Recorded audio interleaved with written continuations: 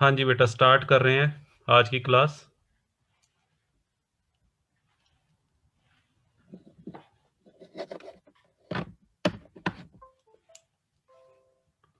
हाँ जी बेटा, पॉइंट नंबर 11।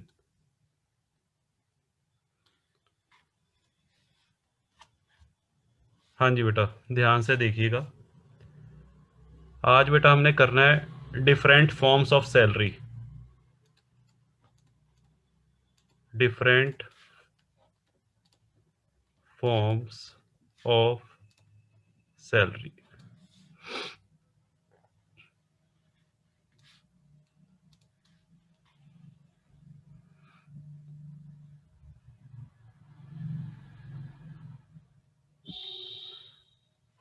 हाँ जी बेटा, देखिए, सैलरी हेड के अंदर बेटा सैलरी के कई फॉर्म हो सकते हैं। अच्छा, एक बात बताओ। हाँ जी बेटा, भगवान विष्णु के कितने अवतार थे? हाँ जी बेटा, भगवान विष्णु के कितने अवतार है, किसी को मालूम है? नहीं जी, गलत। 3 लिखा विकास ने, सरिता ने 3, सुमित ने 11। हाँ जी बेटा, भगवान विष्णु के 24 अवतार थे। 2-3 तो मेरे को पता है, राम अवतार, कृष्ण अवतार, एक बुद्ध बुद्ध का अवतार भी है, एक नरसिंह। हाँ जी बेटा, 3-4 तो मुझे भी पता है। चलो जी, ऐसे ही बेटा जो हमारी सैलरी है, सैलरी के भी बेटा कई अवतार हैं, सैलरी के कई रूप हैं। जैसे भगवान विष्णु के कई रूप हैं, वैसे ही बेटा सैलरी हेड में सैलरी के भी कई रूप हैं। हाँ, रितिका ने लिखा परशुराम जी, वेरी गुड। हाँ जी बेटा, देखो, हमारी बेटा आज हमने करना है सैलरी के अवतार। तो कौन कौन से अवतार हैं, ध्यान से देखते जाना। हाँ जी बेटा, सबसे पहला बेसिक सैलरी। हाँ जी बेटा, सबसे पहला है बेसिक सैलरी, जो हम कर चुके हैं। जो मैंने आपको पे स्केल करवाया था, ड्यू डेट ऑफ सैलरी के जो रूल्स बताए थे, उन सब की हेल्प से हम क्या कैलकुलेट करते हैं? Basic salary. हाँ जी बेटा, एक बेटा हमने कल किया था एडवांस सैलरी।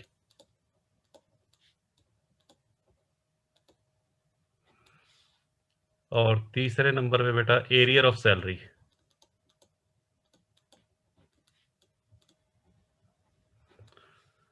हाँ जी बेटा, ये तीनों चीजें डिस्कस हो चुकी हैं, ऑलरेडी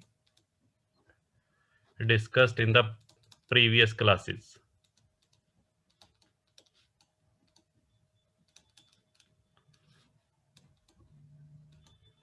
हाँ जी बेटा, फोर्थ नंबर पे आ जाइए बेटा। बेसिक सैलरी हो चुका हमारा, एडवांस सैलरी हो चुका, arrear of salary. Basic salary का मतलब बेटा previous year salary, previous year की जो सैलरी है, जो हमने ग्रेड पे की हेल्प से और ड्यू डेट ऑफ सैलरी की हेल्प से कैलकुलेट की थी। इसके मैंने कई एग्जांपल्स भी करवाए थे। और कल हमने चर्चा की थी एडवांस सैलरी और arrear of salary under section 15। हाँ जी बेटा, सेक्शन 15 में हमने कुछ बातें की थी। ठीक है। हाँ जी बेटा, आज बेटा हम आगे बढ़ेंगे। सैलरी के अंदर बेटा और क्या आता है? सैलरी के अंदर बेटा नेक्स्ट है बोनस। हाँ जी बेटा, बोनस के बारे में बेटा 2-3 बातें आपको पता होनी चाहिए। सबसे पहली बात, बोनस जो होता है, जनरली ये बेटा वन टाइम पेमेंट होती है। One time payment in a year. हाँ जी बेटा, बोनस बेटा, जो एम्प्लॉयर एम्प्लॉय को बोनस पे करता है, वो साल में जनरली, अगर मैं बात करूं तो वन टाइम पेमेंट एक बार की जाती है। मैं आगे लिख देता हूं, सामान्य तौर पर। हो सकता है कोई एम्प्लॉयर साल में 2 बार भी बोनस दे सकता है, बट सामान्य तौर पर बोनस साल में एक ही बार दिया जाता है। दूसरी बात, हाँ जी बेटा, दूसरी बात, जो बोनस है, एम्प्लॉयर एम्प्लॉई को जो बोनस पे करता है, वो कौन कौन से ओकेजन पे हो सकता है? या तो बेटा कोई फेस्टिव सीजन आया हो, कोई फेस्टिवल हो, ठीक है, जैसे दीपावली पे बोनस दे दिया, या न्यू ईयर पे दे दिया। ठीक है। तो जनरली बेटा जो बोनस पे किया जाता है वो फेस्टिवल पे, या फिर हाँ जी बेटा, संस्था की कोई सिल्वर जुबली हो, संस्था की गोल्डन जुबली, हाँ जी बेटा, संस्था के 25 साल पूरे हो गए हों या 50 साल पूरे हो गए हों, उस टाइम पे बेटा दिया जा सकता है। या बेटा कोई टारगेट अचीव किया हो, संस्था ने कोई टारगेट रखा था, हाँ जी बेटा, संस्था के का कोई टारगेट था भाई इतने करोड़ रुपए की सेल हो जाए हमारी, तो और संस्था ने वो टारगेट अचीव कर लिया और कर्मचारियों को खुशी में बोनस दे दिया। ठीक है, तो कहने का मतलब बोनस बेटा या तो फेस्टिवल सीजन पे दिया जाता है, या संस्था की ऑर्गेनाइजेशन की कोई सिल्वर या गोल्डन जुबली पे, या संस्था का कोई टारगेट अचीव। ठीक है, हाँ जी, साक्षी कह रही है one time payment, how sir. सामान्य तौर पर बेटा मैं बात कर रहा हूँ कि जनरली जो बोनस है वो साल में एक ही बार दिया जाता है। साल में अब मेरी मान लो सैलरी है बेटा 1 लाख रुपए, 1 लाख रुपए सैलरी तो मेरे को हर महीने मिलती है। बोनस कब दिया जाता है एम्प्लॉयर के द्वारा? जब एम्प्लॉयर बेटा किसी चीज से खुश होकर, या तो एम्प्लॉय की सेवाओं से खुश होकर, या कोई फेस्टिवल आया है उस फेस्टिवल पे वो कर्मचारियों को कुछ गिफ्ट देना चाहता है तो वो बोनस दे सकता है। ठीक है, हाँ, दिवाली बोनस जैसे सुमित ने लिखा। बट ऐसा कोई हार्ड एंड फास्ट रूल नहीं है कि एक ही बार बोनस दिया जाता है। मैं सामान्य तौर पर कह रहा हूँ, सामान्य तौर पर बोनस एक बार दिया जाता है साल में, बट एक से ज्यादा बार भी दिया जा सकता है। ठीक है, हाँ जी। तीसरी बात, हाँ जी बेटा, तीसरी बात जो आपको ध्यान रखनी है, बोनस बेटा जो है वो वॉलेंटरली पे किया जाता है। बोनस तो जो दिया जाता है वो वॉलेंटरली अपनी इच्छा से, not as per the terms of employment. हाँ जी बेटा, ये सेवा की शर्तों के अंतर्गत नहीं दिया जाता, या not as per the contract of employment. हाँ जी बेटा, तो बोनस के बारे में तीसरी बात आपको ध्यान रखनी है कि जनरली जो बोनस दिया जाता है वो अपनी इच्छा से दिया जाता है। ठीक है, यानी कि एम्प्लॉयर के ऊपर किसी तरह की बाउंडेशन नहीं है कि उसे बोनस पे करना ही करना है। ठीक है, अब आ जाओ नेक्स्ट। अब हमने मेन चीज क्या करना है, मेन जो हमारा सैलरी हेड के अंदर हमने ये देखना है कि बोनस टैक्सेबल होगा या नहीं होगा। क्या बोनस सैलरी हेड में टैक्सेबल होता है? हाँ जी बेटा, तो उसके बारे में आपको जो रूल याद रखना है वो ये है, bonus is taxable under the head salary. हाँ जी बेटा, बोनस सैलरी हेड में टैक्सेबल होगा on received basis, received basis. हाँ जी बेटा, रिसीव्ड बेसिस को मैं अंडरलाइन कर रहा हूँ, ये बहुत इंपॉर्टेंट है बेटा, पॉइंट ध्यान रखना। इसका मतलब क्या है रिसीव्ड बेसिस का? हाँ जी बेटा, जैसे फॉर एग्जांपल, हाँ जी बेटा, मिस्टर एक्स एक एम्प्लॉई है। हाँ जी बेटा, मिस्टर एक्स एक एम्प्लॉई है और उसकी हम सैलरी हेड की इनकम कैलकुलेट कर रहे हैं, और क्वेश्चन में बेटा ये लिखा हुआ है, bonus due but not received. Question में ये लिखा हुआ है ₹10,000।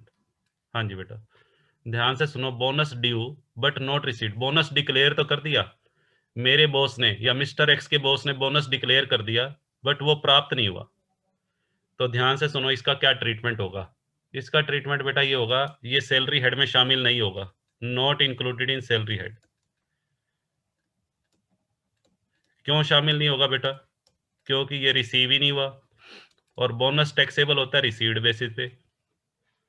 ठीक है जी, तो सबसे पहला पॉइंट ये है, बोनस तभी टैक्सेबल होगा जब वो वास्तव में प्राप्त हो चुका हो। यदि बेटा बोनस वास्तव में प्राप्त नहीं हुआ, केवल ड्यू है, तो उसको सैलरी हेड की इनकम में शामिल नहीं करेंगे।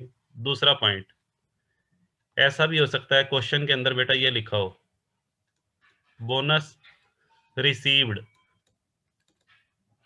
हाँ जी बेटा, बोनस रिसीव्ड ₹10,000। हाँ जी बेटा, क्लियर लिखा हुआ है बोनस रिसीव हो गया, तो इसको बेटा बताओ सैलरी हेड में शामिल करेंगे या नहीं करेंगे? हाँ जी बेटा, इंक्लूडेड इन सैलरी हेड, इसको बेटा सैलरी की इनकम में शामिल करेंगे। तीसरी बात, हाँ जी बेटा, कई बार क्वेश्चन में क्या लिखा होगा, कई बार क्वेश्चन में सिर्फ बोनस लिखा होगा, बोनस ₹10,000, बोनस ₹10,000। अब इसके साथ कोई भी वर्ड नहीं लिखा हुआ बेटा, ना तो रिसीव्ड लिखा हुआ, ना ड्यू बट नॉट रिसीव्ड, कुछ भी नहीं लिखा हुआ, तो हम इसको क्या एज्यूम करेंगे? हाँ जी बेटा, इसको आपने बोनस रिसीव्ड मानना है। अगर बोनस ओनली बोनस दिया हुआ है तो मैं लिख देता हूं, हाँ जी बेटा, will be treated as bonus received and will be included included in salary head. लो जी, बोनस के बारे में बेटा ये 3 बातें ध्यान रखनी है। क्लियर है यहां तक? बताइए।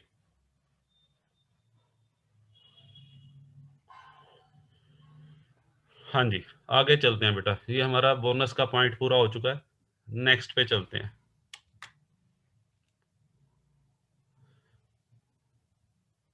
हाँ जी बेटा, सकीना कह रही है रिपीट कर दो। हाँ जी बेटा, सुनो जी ध्यान से, बोनस अगर किसी कर्मचारी को मिला है तो पहली बात बेटा वो सैलरी हेड में आएगा, सैलरी हेड में टैक्सेबल है। यदि वो किससे मिलाओ, एम्प्लॉयर से मिलाओ। अब बोनस के बारे में 3 बातें हो सकती हैं। पहला केस मैंने बताया, bonus due but not received. यदि कर्मचारी का बोनस ड्यू हो चुका है, मींस मेरा एम्प्लॉयर बोनस डिक्लेयर कर चुका है बट मेरे को मिला नहीं अब तक, ठीक है बेटा, तो उस टाइम उसको सैलरी हेड में शामिल नहीं करेंगे क्योंकि अभी मिला ही नहीं है। जिस साल में मिलेगा उस साल की सैलरी हेड की इनकम में आएगा। ऐसा भी हो सकता है 2017-18 का बोनस 18-19 में मिला हो, तो डिक्लेयर तो 17-18 में हुआ था और मिला कब, 18-19 में, तो 18-19 की इनकम में शामिल होगा। जिस सिंपल सा रूल है, जिस साल में बोनस प्राप्त होगा उसी साल की इनकम ट्रीट किया जाएगा। हाँ जी बेटा, दूसरा केस क्या लिखा हुआ है, बोनस रिसीव्ड, रिसीव्ड लिखा हुआ है तो सैलरी हेड में इंक्लूड कर लेंगे। और अगर खाली बोनस लिखा हुआ है, उसके साथ कोई वर्ड नहीं लिखा हुआ रिसीव्ड या ड्यू बट नॉट रिसीव्ड, तो आप ये सेकंड केस एज्यूम करोगे और उसको बेटा सैलरी हेड की इनकम में शामिल कर लेंगे। ठीक है, चलो आगे बढ़ते हैं हम। हाँ जी बेटा, नेक्स्ट पॉइंट।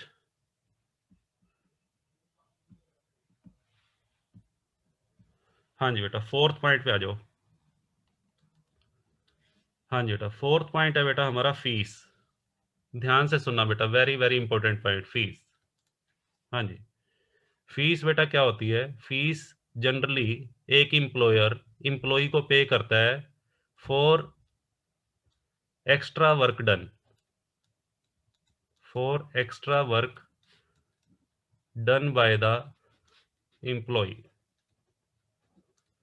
हाँ जी बेटा, फीस जो है वो जनरली एम्प्लॉयर एम्प्लॉय को कब देता है? जब एम्प्लॉय से कोई एक्स्ट्रा काम करवाया जाता है। एक्स्ट्रा काम बेटा कौन सा?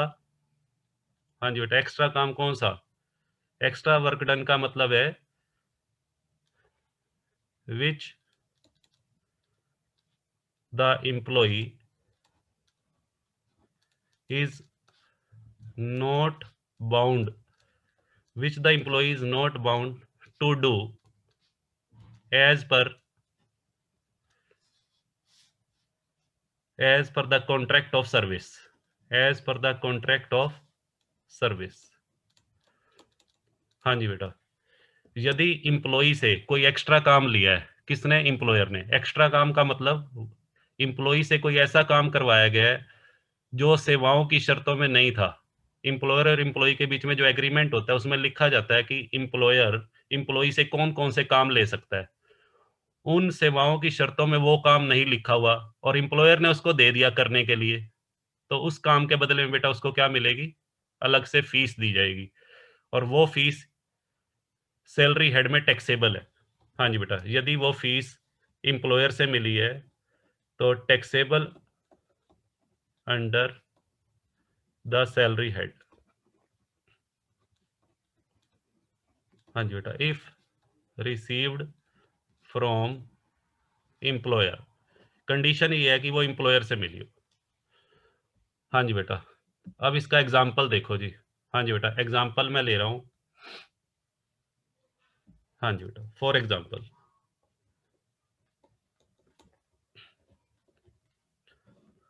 हाँ जी बेटा, मान लीजिए सकीना, मैं सकीना का एग्जांपल ले रहा हूँ। इस टाइम मुझे चैट बॉक्स में सकीना दिखाई दे रही है, तो मैंने सकीना को एग्जांपल में लिया जी। हाँ जी बेटा, देखिए सकीना एक सीए है, इसके नाम के आगे मैं सीए और लगा देता हूँ, सीए सकीना। ठीक है, अब ध्यान से सुनना बेटा। सकीना एक कंपनी में जॉब करती है। सकीना जो है, सपोज करो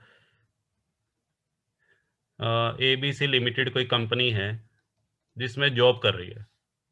ठीक है जी, और सकीना की जो सैलरी है बेटा, हाँ जी बेटा, सकीना की जो सैलरी है रुपीज 1.5 लाख पर मंथ है।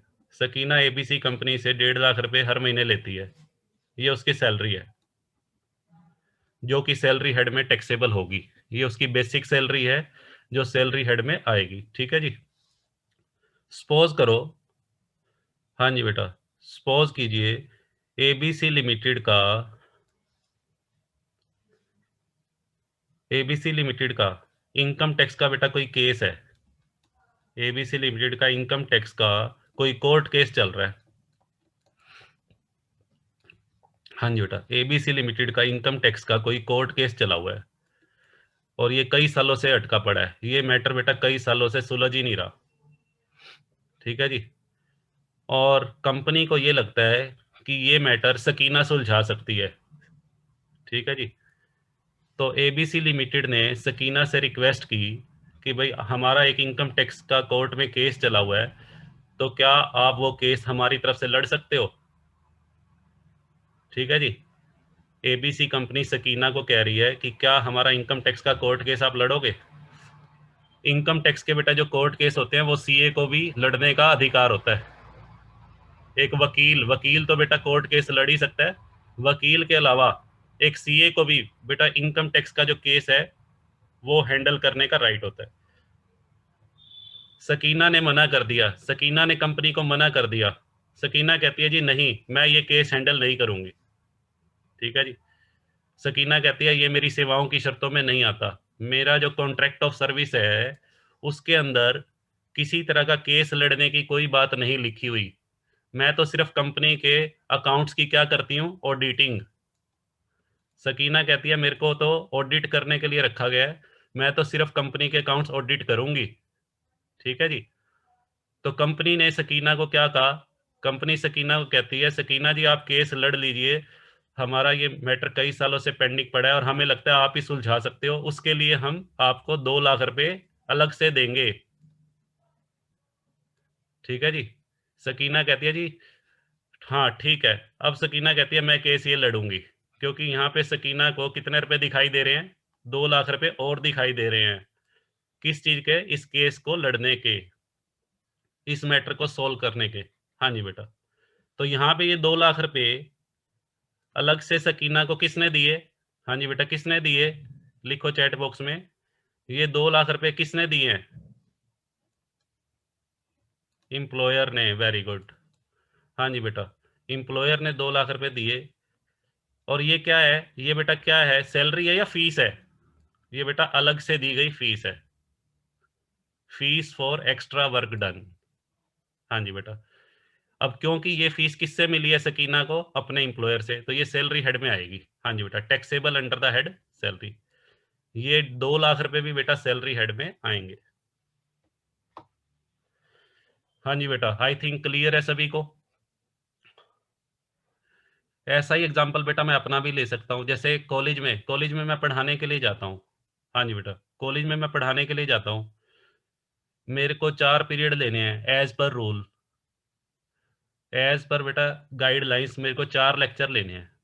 और सपोज करो कॉलेज का प्रिंसिपल कहता है या डायरेक्टर ऑफ हायर एजुकेशन कहता है कि 1 लेक्चर आप और ले लो, 5 लेक्चर ले लो। भाई टीचर की शॉर्टेज है, तो एक टीचर 4 की बजाय 5 लेक्चर पढ़ाएगा।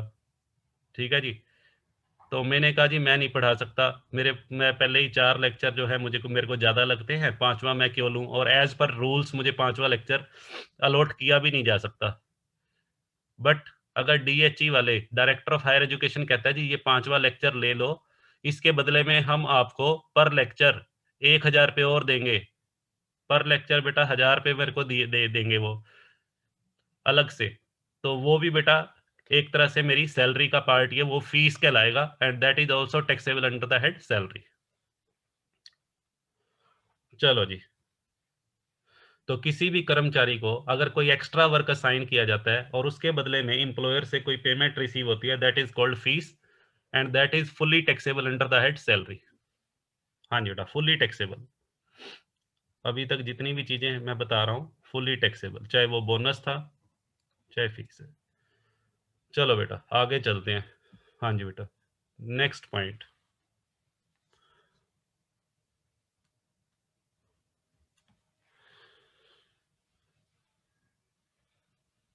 हाँ जी बेटा, नेक्स्ट है बेटा फीस के बाद कमीशन।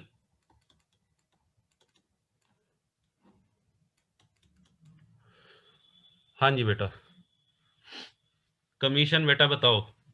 हाँ जी बेटा, कमीशन जनरली कोई भी बिजनेसमैन या कोई भी ऑर्गेनाइजेशन या कोई भी एम्प्लॉयर अपने एम्प्लॉय को कमीशन बेटा कब देता है? कमीशन जनरली दिया जाता है फॉर इंक्रीजिंग या प्रमोटिंग कह सकते हो, for promoting the turnover of business. Turnover का मतलब बेटा सेल्स, टर्नओवर कह लीजिए या सेल्स ऑफ बिजनेस। हाँ जी बेटा,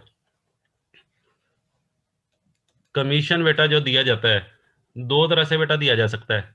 कमीशन दिया जा सकता है, हाँ जी बेटा, कमीशन दिया जाता है फॉर इंक्रीजिंग और प्रमोटिंग द टर्नओवर और सेल्स ऑफ बिजनेस। ये बेटा कैलकुलेट किस पे किया जाता है? आपने अकाउंट्स में पढ़ा हुआ है, कमीशन या तो सेल्स पे कैलकुलेट होता है या बेटा प्रॉफिट पे। चाहे कमीशन बेटा सेल्स पे कैलकुलेट हो चाहे प्रॉफिट पे कैलकुलेट हो, उससे कोई फर्क नहीं पड़ता। हमने बात करनी है कि सैलरी हेड में उसका क्या, सैलरी हेड में क्या यूज होगा, सैलरी हेड में टैक्सेबल होगा या नहीं होगा। अब ध्यान से सुनो। हाँ जी बेटा, कमीशन दो टाइप्स का हो सकता है। एक तो कमीशन होता है बेटा in addition to salary, in addition to salary. In addition to salary का मतलब क्या है? हाँ जी बेटा, वेतन के अतिरिक्त। इसका हिंदी में मैं बोलूँ तो वेतन के अलावा, वेतन के अलावा कह लो या वेतन के अतिरिक्त। हाँ जी बेटा, फॉर एग्जाम्पल, इसका बेटा मैं एग्जाम्पल देता हूँ। मान लीजिए बेटा ये कोई एम्प्लॉई है। हाँ जी बेटा, मिस्टर एक्स कोई एम्प्लॉई है। हाँ जी बेटा, ये सपोज करो एक सेल्समैन है। मिस्टर एक्स एक शोरूम में सेल्समैन की नौकरी करता है और इसको बेटा, हाँ जी, इसको 25,000 रुपये तो पर मंथ सैलरी मिलती है। इसको बेटा 25,000 पर मंथ तो सैलरी मिलती है, जो फिक्स सैलरी है।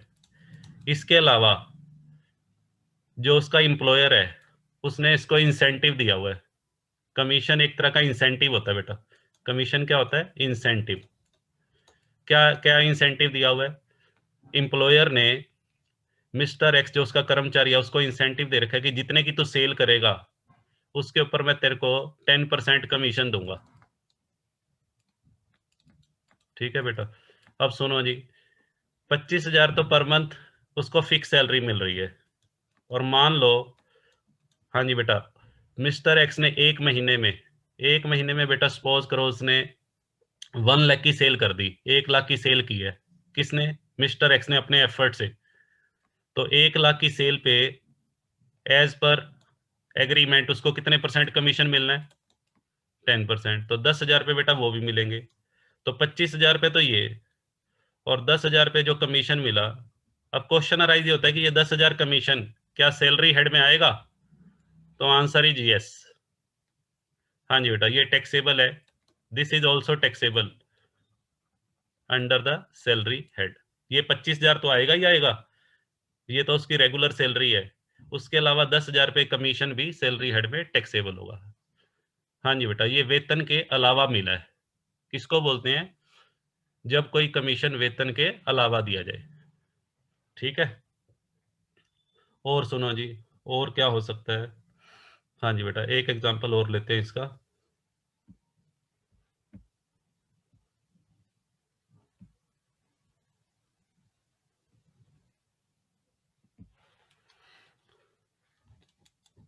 हाँ जी बेटा, एक हो सकता है कमीशन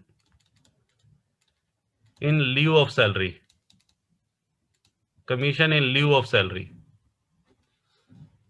हाँ जी बेटा, इसको हिंदी में बोलते हैं बेटा वेतन, वेतन के स्थान पर, वेतन के स्थान पर कमीशन। हाँ जी बेटा, पहले क्या था, commission in addition to salary, salary तो मिल ही रही है, सैलरी के अलावा उसको अलग से कमीशन भी मिल रहा है।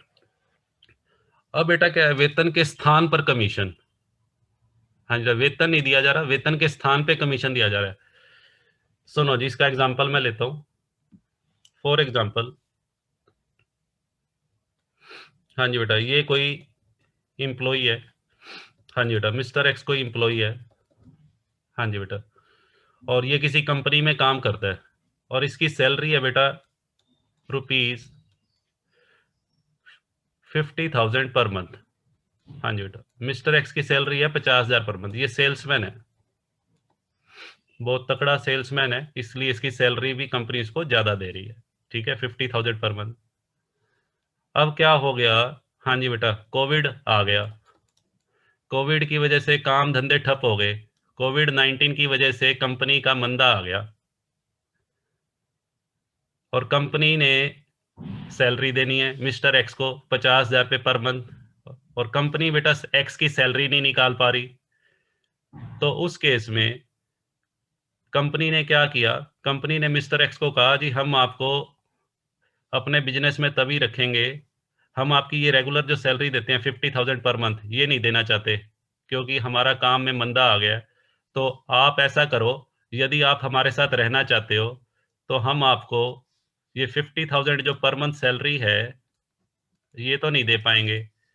हाँ जी बेटा, और जितने की आप सेल करोगे उसके ऊपर हम आपको 10% कमीशन देंगे, या 20% चलो कमीशन दे देंगे। ठीक है जी। तो कंपनी, मिस्टर एक्स ने ये बात मान ली, मिस्टर एक्स कहता है जी ठीक है। तो 20% कमीशन जो है, अब मान लो मिस्टर एक्स ने पहले महीने बेटा उसने सेल करी उसने 2 लाख की, 2 लाख की सेल कर दी, कोरोना के टाइम में भी। तो 2 लाख का 20% सिर्फ उसको क्या मिलेगा, कमीशन 40,000। हाँ जी, अब उसको कोई रेगुलर सैलरी नहीं मिल रही, रेगुलर सैलरी बेटा नहीं मिल रही, सिर्फ क्या मिल रहा है, कमीशन। हाँ जी बेटा, ये भी सैलरी हेड में ही टैक्सेबल होगा, चाहे कमीशन सैलरी के अतिरिक्त मिले, चाहे कमीशन बेटा वेतन के स्थान पर मिले। मिल तो किससे रहा है, इंप्लॉयर से, बस एक ही कंडीशन देखनी है, किससे रिसीव हो रहा हो, इंप्लॉयर से।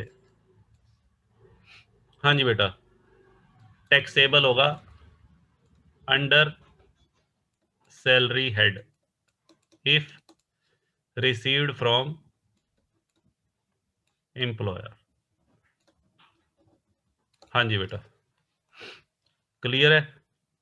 हाँ जी बेटा, बताओ जी, एक एग्जांपल बच्चों में और लेता हूँ, एक एग्जांपल मैं और ले रहा हूँ। हाँ जी बेटा, सपोज करो, हाँ जी बेटा, इधर देखिए, ये कोई इम्प्लॉई है रितिका, चलो जी रितिका को ले लिया मैंने, रितिका चैट बॉक्स में मुझे दिखाई दे रही है, रितिका मलिक। हाँ जी बेटा, रितिका मलिक एक इम्प्लॉई है। हाँ जी बेटा, ध्यान से सुनिएगा, रितिका मलिक सपोज करो जींद के वुडलैंड शोरूम पे, हाँ जी बेटा, वुडलैंड का शोरूम है जींद में, रानी तालाब के पास, वहां पर बेटा ये सेल्समैन है, रितिका जो है एक सेल्समैन है। कहाँ पर, ध्यान से सुनना बेटा, वुडलैंड के शोरूम पे ये सेल्समैन है। ठीक है जी, और वुडलैंड का जो ओनर है, उस शोरूम का जो ओनर है, उसके साथ एग्रीमेंट है रितिका का, वो रितिका को क्या देता है, 30,000 तो सैलरी देता है फिक्स, 30,000 पर मंथ तो सैलरी, ये फिक्स है, और प्लस जितनी सेल होगी, हाँ जी बेटा, जितनी सेल होगी उसके ऊपर 5% कमीशन भी मिलता है रितिका को। ठीक है जी, अब सुनिएगा ध्यान से। हाँ जी बेटा, ध्यान से सुनना। मान लो मैं उस वुडलैंड का रेगुलर कस्टमर हूँ, ठीक है जी, या चलो किसी और स्टूडेंट को बना लेते हैं हम, मैं अपने को छोड़ दूँ, अजय शर्मा, चलो एक अजय शर्मा हमारी क्लास का स्टूडेंट है। अजय शर्मा को, अजय शर्मा इस शोरूम पे, वुडलैंड शोरूम का लॉयल कस्टमर है, वफादार कस्टमर है, हमेशा जूते वुडलैंड के ही डालता है, जैकेट्स वुडलैंड की ही डालता है। और इवन रितिका, रितिका को भी पता लग गया कि ये हमारा परमानेंट कस्टमर है, ठीक है जी। अजय शर्मा को कई बार प्रॉब्लम आती है, वुडलैंड शोरूम पे ऑफर निकलते रहते हैं, 50% ऑफ, 40% ऑफ, और जब तक ये जाता है, जब तक उस शोरूम में पहुंचता है, तब तक सारा अच्छा माल छट चुका होता है, कोई दूसरे कस्टमर सामान लेके चले जाते हैं, और ये बेचारा कई बार इसको खाली हाथ लौटना पड़ता है अजय शर्मा को, इसको अपनी पसंद के शूज नहीं मिलते, अपनी पसंद की जैकेट्स नहीं मिल पाती। तो इसने क्या किया, हाँ जी ध्यान से सुनना, अजय शर्मा ने क्या किया, अजय शर्मा ने शोरूम की सेल्समैन रितिका मलिक से संपर्क किया। अजय शर्मा ने शोरूम की जो सेल्समैन है रितिका मलिक से संपर्क किया और इसको बोला कि आप मेरा फ़ोन नंबर रख लो। रितिका को इसने अपना फ़ोन नंबर दे दिया और रितिका को उसने बोला भाई जब भी शोरूम पे कोई सेल आए नहीं, या शोरूम पे ऊपर जब भी कोई नया माल आए तो आप मुझे इन्फॉर्म कर देना, ठीक है जी। रितिका कहती है जी ठीक है, मैं आपको इन्फॉर्म कर दूंगी, बट उसके बदले में मुझे क्या मिलेगा। अजय शर्मा कहता है कि शोरूम से जो भी सामान मैं खरीदूंगा इस शोरूम से, उसके ऊपर मैं आपको 10% आपको दे दूंगा। रितिका मलिक कहती है ठीक है जी, ऐसे कस्टमर तो मुझे चाहिए। तो अब रितिका को सुनो जी, रितिका को बेटा दो जगह से अर्निंग हो रही है। रितिका को अर्निंग बेटा कहाँ कहाँ से हो रही है, एक तो उसको कमीशन कहाँ से मिल रहा है, एक तो कमीशन बेटा मिल रहा है अपने बॉस से, जो वुडलैंड शोरूम का ओनर है, 5%। और दूसरा उसको कमीशन कहाँ से मिल रहा है, एक कस्टमर से, हाँ जी बेटा अजय से। अब मुझे एक बात बताओ, जो शोरूम से उसको कमीशन मिल रहा है, शोरूम से बेटा जो कमीशन मिल रहा है वो तो कौन से हेड में आएगा, शोरूम से मिलने वाला कमीशन बेटा कौन से हेड में आएगा, सैलरी हेड में, वेरी गुड। बट जो कमीशन अजय शर्मा से मिल रहा है, अजय शर्मा क्या उसका इंप्लॉयर है, हाँ जी बेटा अजय शर्मा उसका इंप्लॉयर थोड़ी है। तो अजय शर्मा जो उसको 10% कमीशन दे रहा है, ये सैलरी हेड में नहीं आएगा, not taxable under the head salary. Reason क्या है, रीजन क्या है क्यों नहीं आएगा, because not received from employer, not received from employer. ये तो किससे मिला बेटा, ये तो एक कस्टमर से मिला है। तो अजय शर्मा का ये कमीशन, सॉरी रितिका मलिक का ये कमीशन जो अजय शर्मा से मिला है, ये टैक्सेबल तो होगा, बट सैलरी हेड में नहीं आएगा, ये बेटा उसकी बिजनेस एंड प्रोफेशन हेड की इनकम मानी जाएगी, रितिका मलिक की बिजनेस एंड प्रोफेशन हेड की इनकम मानी जाएगी। हाँ जी बेटा ये आएगा पीजीबीपी, वेरी गुड। हाँ जी, क्लियर है बेटा। ऐसे ही सुनो बेटा, पीजीबीपी का मतलब है profit and gain of business and profession. ऐसे ही बेटा सुनो, एक मान लो होटल है, उस होटल का कोई वेटर है, अब होटल में जो वेटर काम कर रहा है उसको अपॉइंट किसने किया है, होटल के वेटर को अपॉइंट किसने किया है, होटल के ओनर ने। तो ओनर जो वेटर को सैलरी दे रहा है, ओनर बेटा जो वेटर को सैलरी दे रहा है हर महीने, वो तो कहां पर आएगी, सैलरी हेड में। उसी वेटर को उसी वेटर को रेस्टोरेंट में जो लोग या होटल में जो लोग खाना खाने आते हैं वो टिप दे के जाते हैं, तो टिप जो है वो सैलरी हेड में आनी चाहिए, बताओ। टिप बेटा सैलरी हेड में नहीं आएगी, क्योंकि वो किससे, एम्प्लॉयर से थोड़ी मिली है, वो तो कस्टमर से मिली है। तो वो बेटा कहां पर आएगी, बिजनेस एंड प्रोफेशन हेड में, वेरी गुड। हाँ जी बेटा, सभी को क्लियर है जी, चलो आगे बढ़ते हैं, कमीशन का पॉइंट ओवर हो गया। हाँ जी बेटा, बोनस हो गया हमारा, फीस हो गया और कमीशन। हाँ जी बेटा, नेक्स्ट पॉइंट पे आते हैं।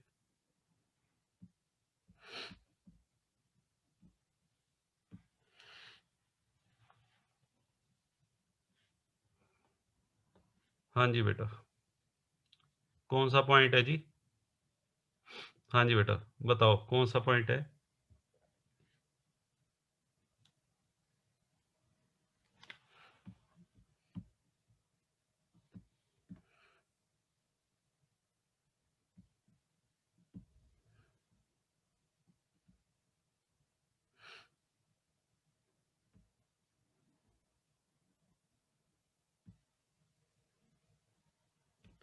हाँ जी बेटा, 6 पॉइंट पे आ जाओ। अभी हमारा डिफरेंट फॉर्म्स ऑफ सैलरी चल रहा है, तो 6 पॉइंट। हाँ जी बेटा, 6 पॉइंट बेटा हमारा ये है, एन्युटी। हाँ जी बेटा, हाँ जी बेटा, एन्युटी बेटा क्या होती है? एन्युटी को जनरली हम बोल देते हैं एनुअल पेमेंट। एन्युटी का मतलब बेटा होता है annual payment. Annual payment received from employer. हाँ जी बेटा, जैसे बोनस है, बोनस भी एक एनुअल पेमेंट है। एन्युटी जस्ट लाइक बोनस है। यदि इम्प्लॉई को बेटा एम्प्लॉयर से कोई एनुअल पेमेंट रिसीव हुई है, चाहे वो in the form of bonus receive हुई हो, ठीक है बेटा, तो वो भी बेटा टैक्सेबल है। अगर क्वेश्चन में एन्युटी वर्ड लिखा हुआ है, एन्युटी का मतलब होता है एनी एनुअल पेमेंट और annual grant given by the employer to his employee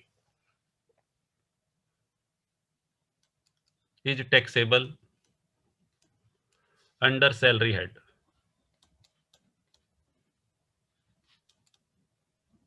हाँ जी बेटा,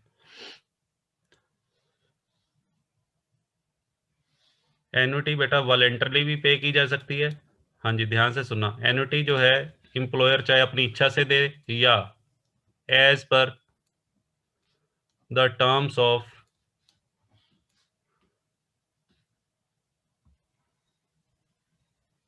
एग्रीमेंट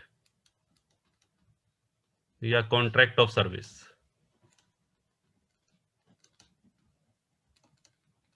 ठीक है जी, तो आपने सिंपल सी बात ध्यान रखनी है, एन्युटी का मतलब कोई भी एनुअल पेमेंट जो एक एम्प्लॉय को रिसीव हुई है अपने एम्प्लॉयर से, तो आपने बेटा उसको सैलरी हेड में फुली टैक्सेबल करना है।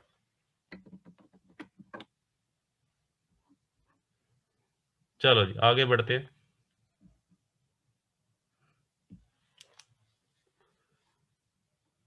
हाँ जी बेटा, 7 पॉइंट पे आ जाइए। हाँ जी बेटा, 7 पॉइंट है बेटा, salary in lieu of, salary in lieu, ये बेटा यू है, एक मिनट जी, इसको मैं ठीक कर दूं। Salary in lieu of notice period. हाँ जी बेटा, ध्यान से समझिएगा, बहुत ही इंटरेस्टिंग पॉइंट है, salary in lieu of notice period. हाँ जी बेटा, देखिए, salary in lieu of notice period बेटा क्या होता है? सपोज कीजिए सुमित, सुमित एक एम्प्लॉई है। हाँ जी बेटा, सुमित हमारा एक एम्प्लॉई है जो एक कंपनी में जॉब करता है, लो जी, रिलायंस लिमिटेड में। ठीक है जी, रिलायंस लिमिटेड में बेटा जॉब करता है। ठीक है, अब बेटा सुनना ध्यान से, रिलायंस लिमिटेड में ये पिछले 10 सालों से जॉब कर रहा है सुमित। हाँ जी बेटा, जॉब करते हुए इसको कितने ईयर्स हो चुके हैं? 10 ईयर्स हो चुके हैं। रिलायंस कंपनी का जो ओनर है, हाँ जी बेटा, रिलायंस कंपनी का जो ओनर है मुकेश अंबानी, सपोज करो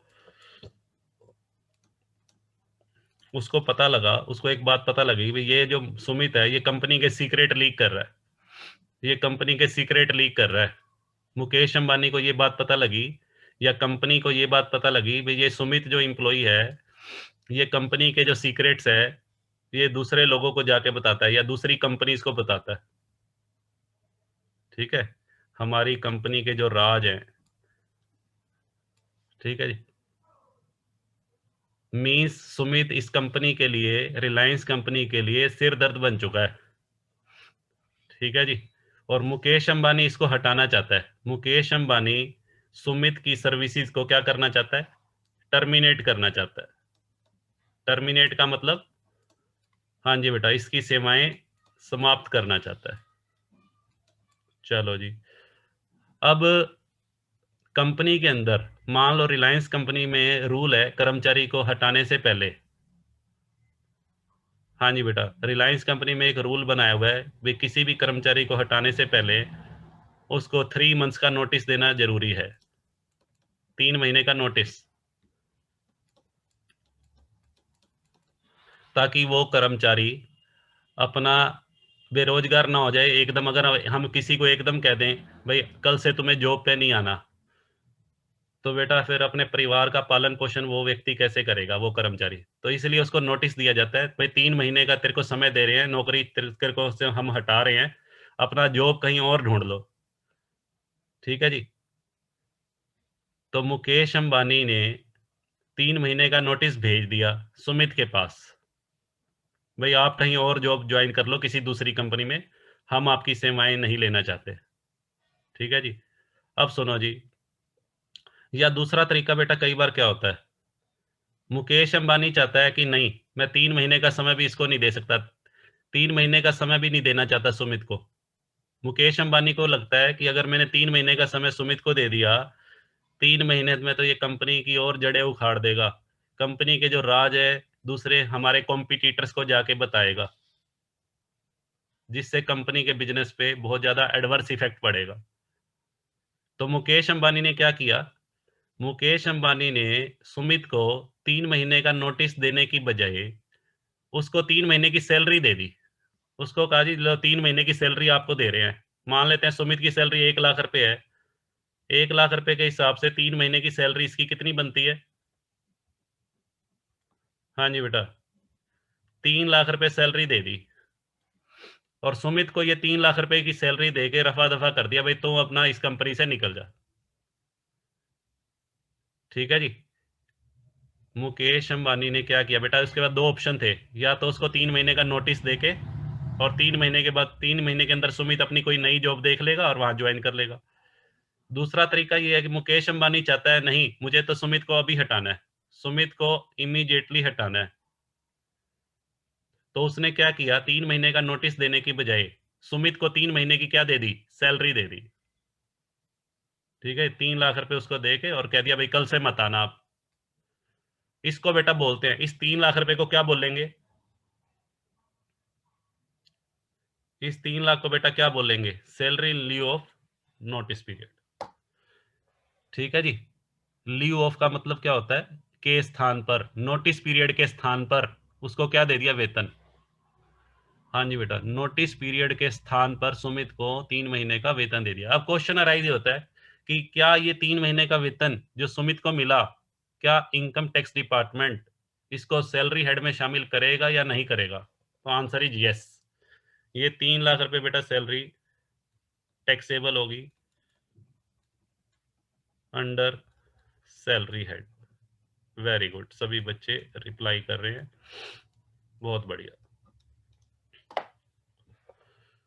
हाँ जी बच्चों, क्लियर है? बताओ जी, बताओ बेटा, क्लियर है यहां तक?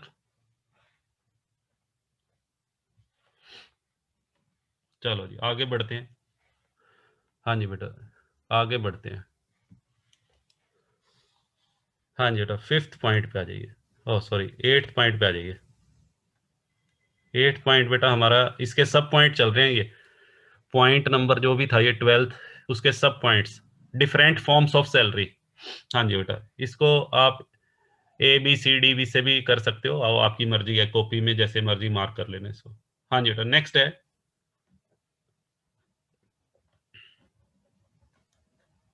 Compensation for modification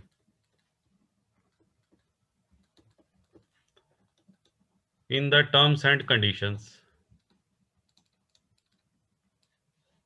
of employment.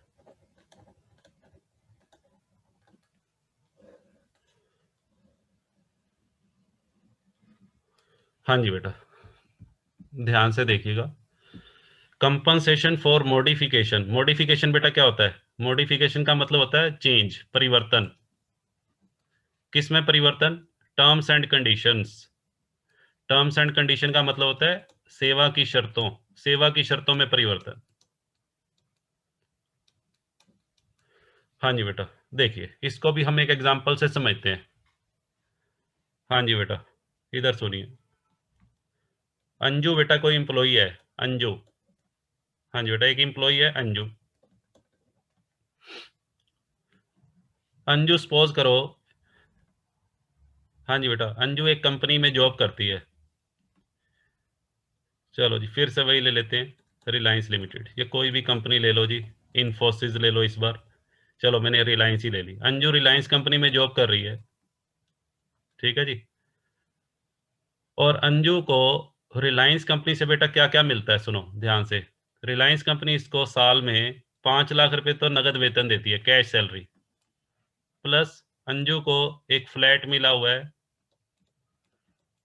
साथ में अंजू को एक कार भी मिली हुई है, और साथ में अंजू को एक सर्वेंट भी मिला हुआ है। हाँ जी बेटा, ये सारी सुविधाएं कंपनी ने इसको दे रखी हैं। हाँ जी बेटा, अब क्या हुआ, ध्यान से सुनिएगा। रिलायंस कंपनी में के बिजनेस में बेटा मंदा आ गया, मंदी आ गई। रिलायंस कंपनी के बिजनेस में मंदी आ गई, किसी भी कारण से कह लो, चाहे कोविड की वजह से कह लो, चाहे किसी भी रीजन से कंपनी का जो व्यापार है वो, उसमें बेटा मंदी आ गई है। और कंपनी को ये लगता है कि जो अंजू हमारी एम्प्लॉई है उसको हम बहुत ज़्यादा सैलरी दे रहे हैं, उसको बहुत ज़्यादा सुविधाएं भी दे रहे हैं।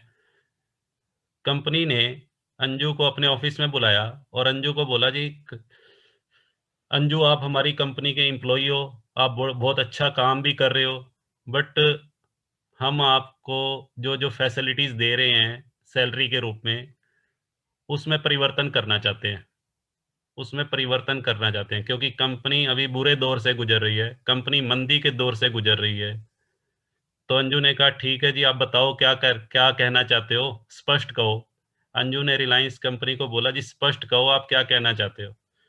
तो रिलायंस कंपनी कहती है जी स्पष्ट बात तो ये है कि हम आपको सिर्फ 5 लाख रुपए सैलरी सैलरी दे पाएंगे कैश।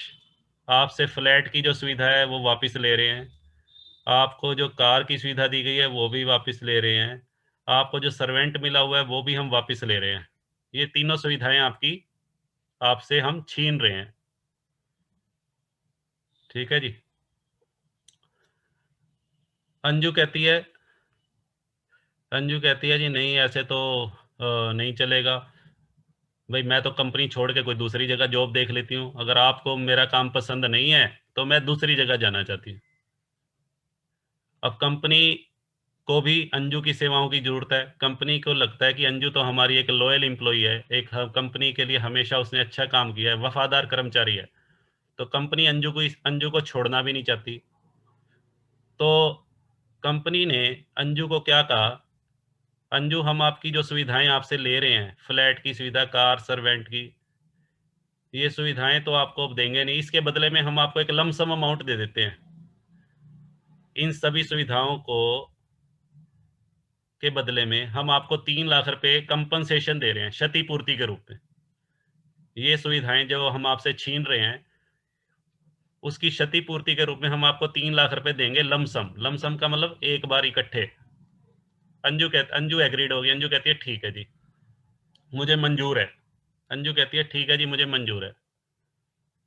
इस 3 लाख को बेटा क्या बोलेंगे, इस 3 लाख को बोलेंगे, हाँ जी बेटा, ये क्या है, कंपनसेशन, क्षतिपूर्ति for change in the terms and conditions of employment. Anju की सेवाओं में जो परिवर्तन किया गया है, हाँ जी बेटा ध्यान से सुनो, अंजू की सेवाओं में जो परिवर्तन किया गया है उस परिवर्तन के लिए अंजू को कितने रुपए मिले हैं, उस परिवर्तन के लिए अंजू को 3 लाख रुपए। अब क्वेश्चन अराइज होता है कि ये जो 3 लाख रुपए अंजू को मिले हैं, क्या ये सैलरी हेड में टैक्सेबल होंगे या नहीं होंगे? तो आंसर इज यस, टैक्सेबल होंगे। हाँ जी बेटा, टैक्सेबल अंडर सैलरी हेड। तो कंक्लूजन बेटा ये है, कंक्लूजन ये है कि यदि किसी कर्मचारी की सेवाओं की शर्तों में परिवर्तन किया जाता है, यदि किसी कर्मचारी की सेवाओं की शर्तों में परिवर्तन किया जाता है और उस परिवर्तन के परिणाम स्वरूप कर्मचारी को जो नुकसान हो रहा है उसकी भरपाई करने के लिए उसको क्षतिपूर्ति दी जा रही है, तो वो क्षतिपूर्ति का जो अमाउंट है, वो कंपनसेशन का जो भी अमाउंट उसको रिसीव हुआ है, that will be taxable under the head salary. हाँ जी बताइए, इज इट क्लियर?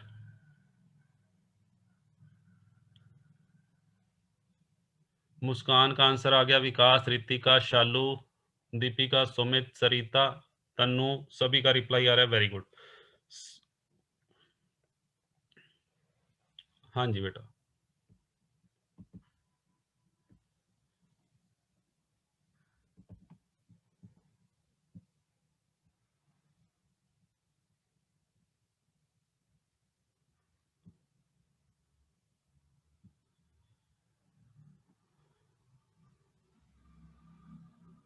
चलो जी आगे बढ़े। हाँ जी, आज तो चमत्कार हो गया, आज बेटा चमत्कार हो गया, आज क्लास बंद ही नहीं हुई। हाँ, क्यों नहीं हुई बताओ? क्योंकि आज के लेक्चर की शुरुआत हमने किससे की थी, किसके नाम से? आज के लेक्चर की शुरुआत बेटा हमने किसके नाम से की थी? भगवान के नाम से। हाँ वेरी गुड, तो आज क्लास बंद नहीं हुई, देखो, वेरी गुड। पता नहीं ये चमत्कार किस दिन कैसे हो जाए।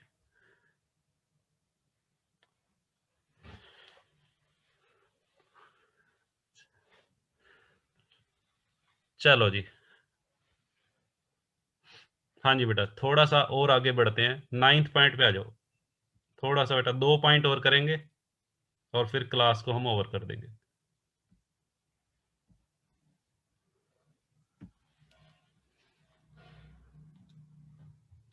हाँ जी, 9th point,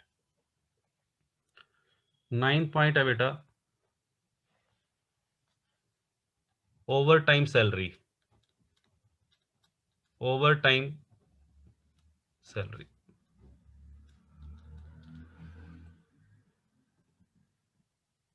over time salary बेटा क्या होती है, नाम से ही क्लियर है। हाँ जी बेटा, when an employee works above normal hours of duty.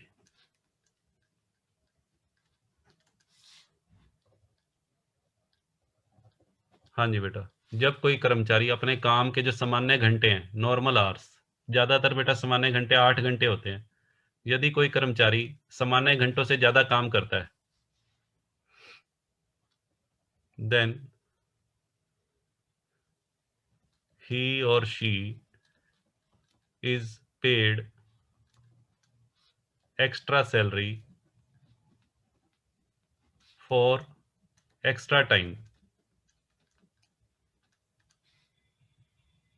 which is known as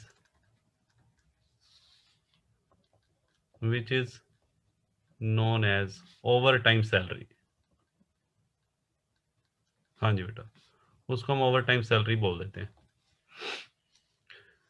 it is fully taxable. हाँ जी बेटा, over time salary is also taxable, it is also taxable under the head salary.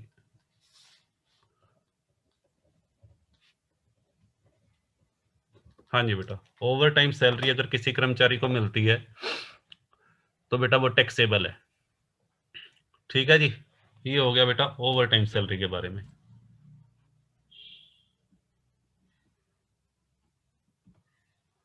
और last point, हाँ जी बेटा, आज का last point ये कर लेते हैं हम, 10th, ये है बेटा इंटरिम सैलरी।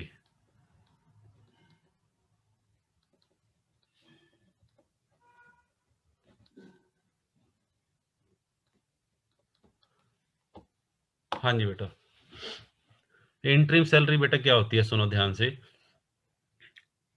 वैसे आपकी बुक में ये पॉइंट नहीं दे रखा, फिर भी मैं आपको बता रहा हूँ, थोड़ा सा आपको पता होना चाहिए इसके बारे में।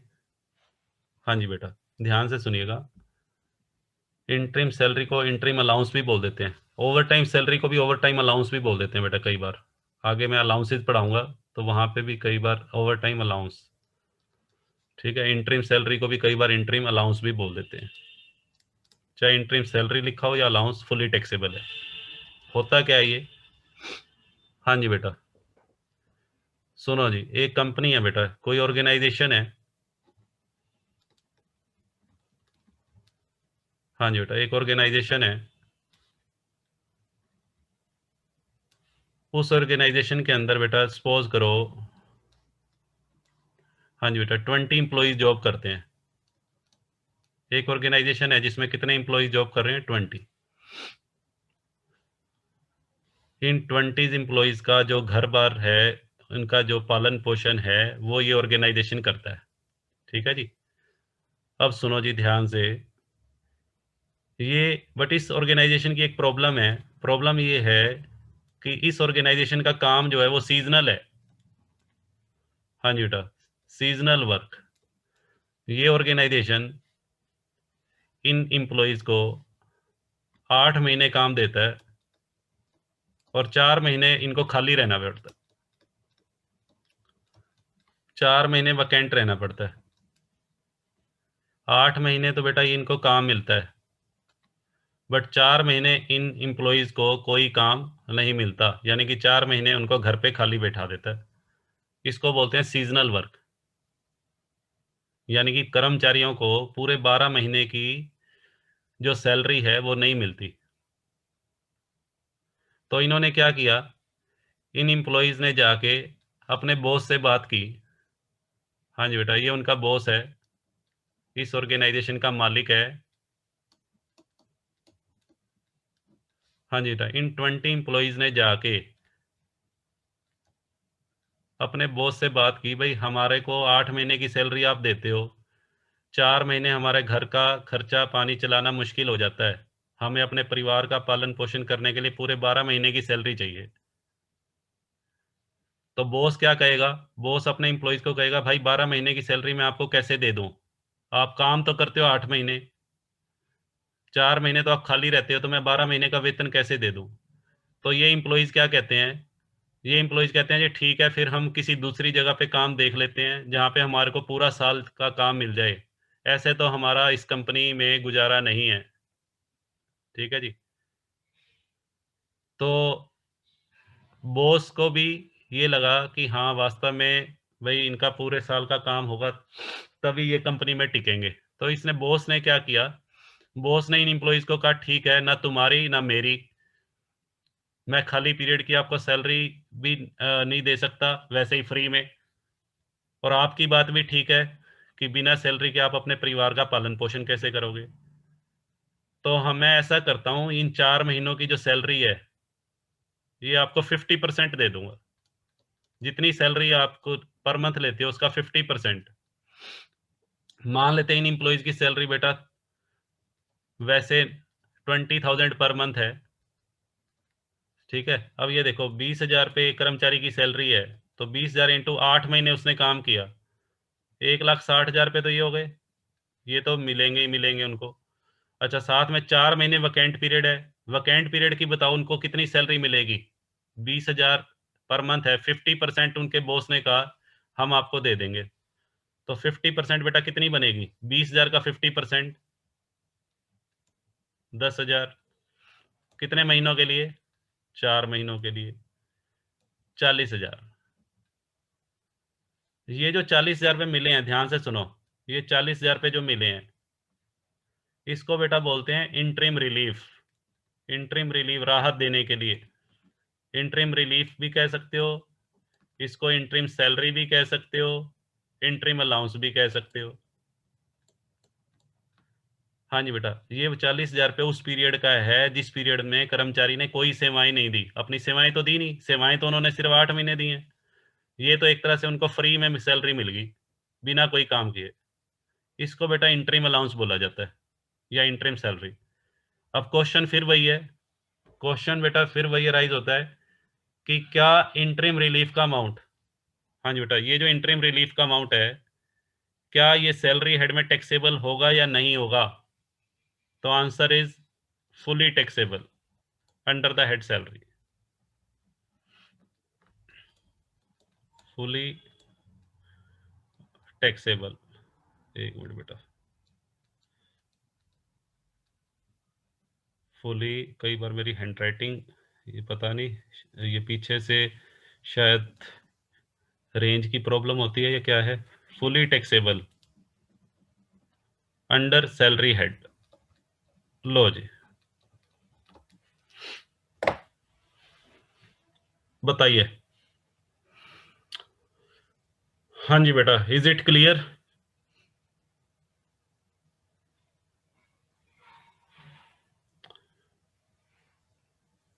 हाँ जी बेटा, आज की क्लास को बेटा यहीं पे ओवर करें। आज की क्लास को